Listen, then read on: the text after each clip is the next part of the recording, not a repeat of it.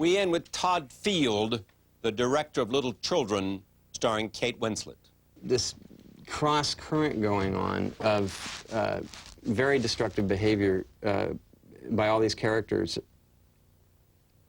and self-judgment. Both of these characters, you talk about Sarah Pierce, played by Kate Winslet, and Brad Adamson, played by Patrick Wilson, are in search of identity and are full of kind of self-contempt because they really don't know who the hell they are. And when they come together... But they know they're unhappy. They're unhappy, but they're unhappy, you know, they've made their own beds and they have to lie. John Burns, Hilary Swank, and Todd Field coming up. From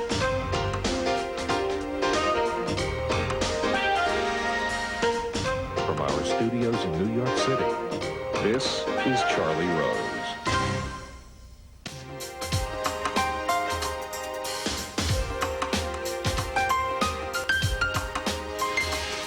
Todd Field is here. He is an actor, writer, producer, composer, and director. The first feature film he directed, In the Bedroom, earned 5 Academy Award nominations, including Best Picture. His second feature is called Little Children. A.O. Scott of the New York Times called it superb, a movie that is challenging, accessible, and hard to stop thinking about. Here is the trailer for the film.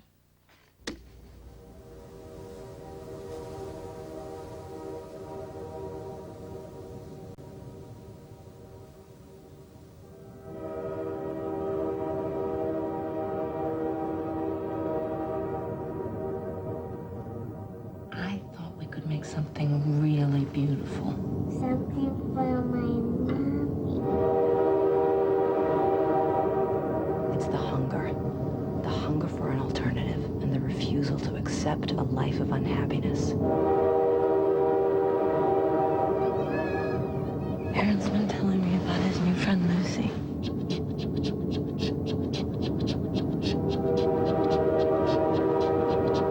She sounds like a sweet little girl. What's her mother like?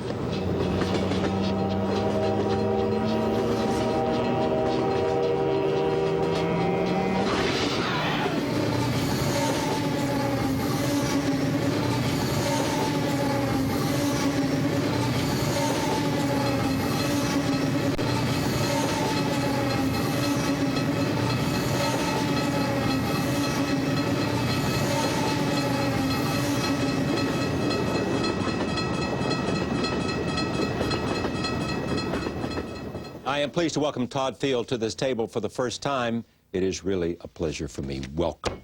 Thank you. First of all, I admire the fact that you were an actor and decided you wanted to direct. I mean, why did you do that? Well, I think from the very beginning, I always wanted to make my own films, and you know, there's a long history that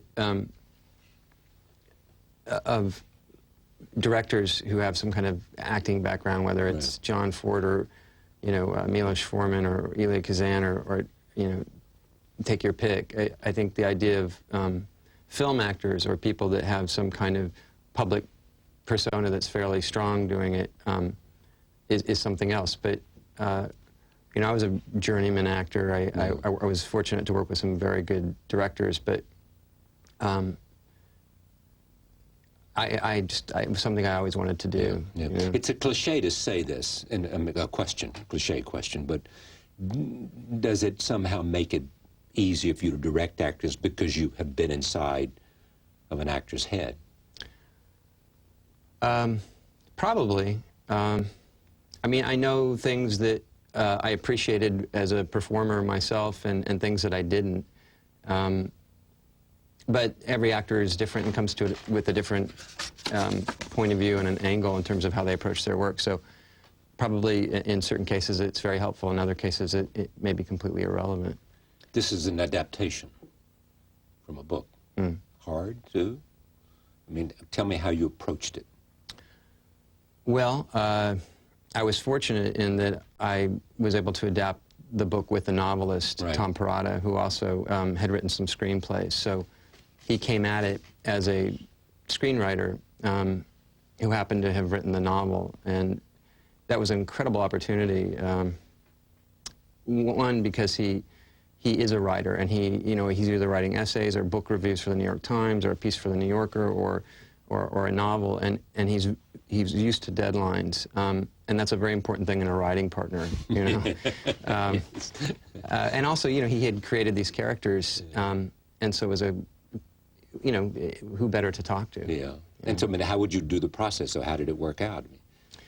Well, we started talking about an approach, and Tom had some ideas in terms of different things that would be germane strictly to the script, as did I, and we got together.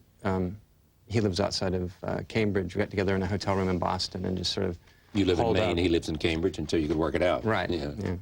Yeah. And you just hold up and work it out and talk about it? And Yeah, we'd spend 2 or 3 days just sort of talking about maybe a way in, and then we just got down to writing and walking it. Writing it together? Mm-hmm. How difficult is that, though? I mean, it wasn't, in this case, it wasn't difficult at all, because you get up and you start to play with each other. You start to dance with each other and play scenes. And what about this? Does this work here? Does this work here? Does this work there? Wait a minute, I have an idea. Just let me get it down. Okay, let's read it. That doesn't work. Let's try something else. I'm going to talk at this time. You write it. You talk at this time. I'll get it down. But it's a very fluid thing, and it's also a lot less lonely having someone in the room with you. Because writing can be the most it's a very painful thing you can possibly do. Painful thing. Yeah. People talk about in the bedroom and this, and they look at the casting, they say, that is also a skill that you obviously have. Take In the Bedroom and Tom Wilkinson, you talk about this, and Kate. Tell me how you approached it for this. Well, I try never to think about actors at all until a script is set, because I don't want to be reductive with the characters, and probably if I'm thinking about a particular actor, I'm being reductive with that actor too, because it's being informed, that impulse, by work that I've seen previous that they've done. Sure. But that's a very, very important moment, because the actors that you invite to come and make a film with you will be the most meaningful collaborators you're going to have, period. It's not going to be anybody else but the actors. Mike Nichols once said here to me, the thing he most wants to see from an actor is be surprised. Yes. Yes, and so, with these actors, I was very blessed. The first person that I approached was Kate Winslet. I had seen her. I was probably the only person in the world that had never seen Kate Winslet. I certainly knew the name, but when Tom and I finished the script, Michel Gondry's film was coming out, and I went into the theater knowing nothing. And this woman came on screen, and I leaned in and I thought, who is that? It's an American actress, but who is that? And then there's this scene where she's in this public transportation, and she leans over to Jim Carrey, and she just goes, bam, and she hits him, and I thought, oh my God, she's crazy. She's nuts. What's she going to do next? And I found myself so off balance with that performance and so drawn in by that instantly. And when the credits came up, I said, oh my God, that's Kate Winslet. Who you'd heard about but didn't know. Right. And so there was never anyone else considered for that part. I went and tried to meet her immediately, and I was thrilled when she said yes, because I don't know who else. Did she say yes after what? Did you have to convince her that about anything? I called her agent, and her agent said, let me call you back. And she called back about 5 minutes later and said, she wants to meet you. Can you meet her in this abandoned office building on the west side of Los Angeles where she's preparing something? I said, okay. And this is 3 days before the Academy Awards, and she was nominated that year for Eternal Sunshine. I go into this office building. There she is. She's sitting alone in this empty room, just madly going through the novel of All the King's Men. And she'd been there, I could tell she'd been there for hours, and I said, are you just beginning this? She said, no, it's a small part, and I'm almost finished, but there's something here, I know I'm missing it. And I thought, here's this actor, they're nominated for an Oscar. They're not going out and being photographed. They're not going out and picking up all the gift bags. Right. They're sitting here sweating, trying to get the last bit of anything that they possibly can out of a part. And not a major part. And not a major part. And that was a very good way to meet Kate, and completely consistent with how I experienced her throughout the film. And you said, would you? And she said yes? I said, would you?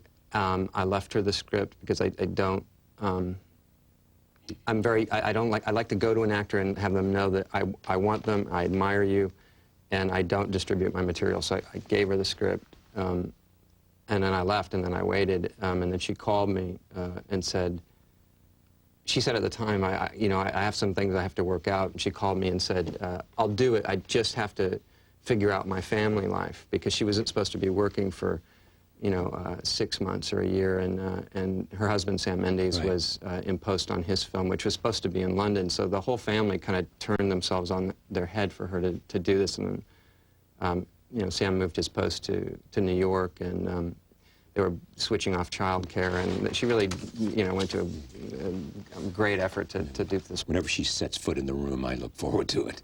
I mean, Yeah. she's that compelling and interesting as well as beautiful and sort of smart. Well, she is an ideal person to work with, aside from her skill as an actress, because she brings in her wake the most unbelievable enthusiasm. And you can have the most talented person in the world, but enthusiasm counts at least equally. And What I say to me, I'd even take, I would take a B talent with an A passion and enthusiasm, rather than having an A talent with a B enthusiasm. so, as would I. Would you? Yes, Yeah, I would. absolutely. Always. Because enthusiasm can, extraordinary things come out of enthusiasm. Yeah. And you may not get, if you got B enthusiasm, you may not get the A talent. I mean, it's not going to come out. Yes. Unless they really desire, are passionate about giving it to you. Yes. Take Patrick Wilson. Tell me about him. Patrick Wilson, that was a very tough role. Both these roles were very tough to imagine, because they could come off as very shallow characters and two-dimensional characters. And I was looking for someone like the rest of Hollywood, who basically was a fantastic actor, but also was a movie star, because he's sort of objectified by all of these people all these women in the film as being this sort of movie star. But a movie star from my childhood, like a Newman or a Redford or someone like that.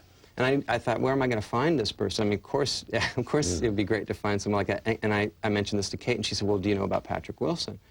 I said, no. She said, you have to see him. So I looked at Mike Nichols' film, and said, oh my gosh, this man is extraordinary, and asked him to do it, and thank God he did. There are always literary references in your films. Madame Bovary, here, in the bedroom, Blake was quoted nonchalantly over a poker game. Well, in terms of in a poker game in the bedroom, there's unexpected things that you find in your neighbors in Maine. They're extraordinarily well-read, strong political minds. There's 3 local newspapers, and everybody reads every one of them. And so that was really kind of, that was where that idea came from. In terms of the Flaubert reference, that's strictly from the novel, and that was Tom's. And that's this character, Sarah Pierce, who has these, sort of, she's a sort of fallen woman of letters. She has these aspirations For what? to have a literary life, perhaps, maybe to be a journalist or a writer, or something that she has squashed in this impulse to have a child that she's not really sure why she made that decision. Is there anything else that people thinking about in the bedroom and thinking about this little children that they would look at and say, I can tell this is the same director? I don't know. The theme, the characters, Let's argue along the lines of, somebody could say that's a Woody Allen movie. Somebody look at this and say that's a Todd Field movie? You only have made 2, but... Well, I don't know. From every film I made, you know, from when I attended the American Film Institute as a fellow there, through these 2 feature films, I just approach I approach every story or every film in a very practical way. I'm hopefully not too conscious of why I'm approaching it a certain way. I imagine there's some consistency simply because it's the same person doing it, but I don't know. I mean, as you said, it's only the 2nd feature, and you know, I always think we're in a really interesting time right now, in a peculiar time, which is you go back and you look at somebody like John Ford. You know, he made 30 movies, B westerns, getting stronger and stronger with that muscle before you would ever say, ah, that's a John Ford picture, or clearly his ability had caught up with his imagination. And yet now you know, a young filmmaker comes out, we make 1 film, it's great that it's embraced, you know, but then you make the other film, and suddenly it's held under this, you know, microscope, right. And you've only just begun. It's a very, you know, it's a very different way to look at someone's work. Your own personal relationship. Your wife is your creative partner. She was, you know, very involved with making it in the bedroom in almost every possible capacity, whether it was the sets or the script or anything else. And even on Little Children, she walked my locations with me, and really within a day had given me absolute gold, and refused to let me stop working on the script until she thought I wasn't, you know, that I wasn't faking it. And she's a pretty good detector that way. In fact, probably the one central idea of matriarchy that is in Tom's novel and that runs through every single relationship, you know, even if it's a genderless form of matriarchy, but the opposite of the other element in that book, which is judgment. But you know, the idea of being kind and not judgmental and turning the other cheek, or possibly trying to walk in someone else's shoes, is actualized in one central speech that Phyllis Somerville gives to Jackie Earle Haley between you know, Ronnie and his mother. And that speech was not in the script, and was really found very, very late. And that's really Serena's. I mean, she said, you're missing something here, and you're missing the central idea, and this is what it is. And she literally just kind of, boom, gave it to me. And what's in the speech? It's the speech where May is trying to explain to Ronnie that...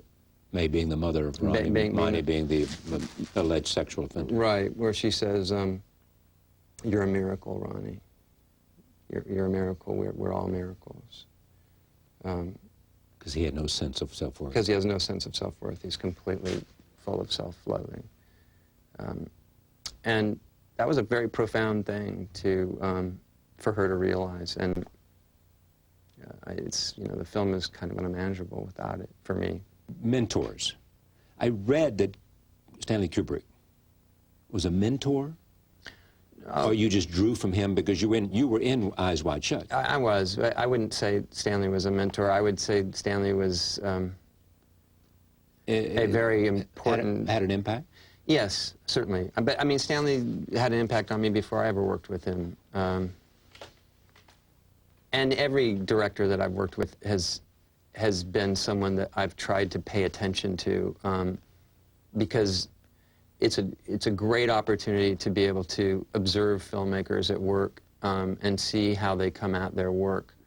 That as a filmmaker, you don't really have the opportunity to do. We don't visit each other on our sets for, you know, weeks and months at a time. And as an actor, that was a pretty terrific opportunity. I worked with some terrific directors. Thank you, Todd. Congratulations on the film. All right, thank you. Pleasure. Todd Field, director of Little Children. Thank you for joining us. See you next time.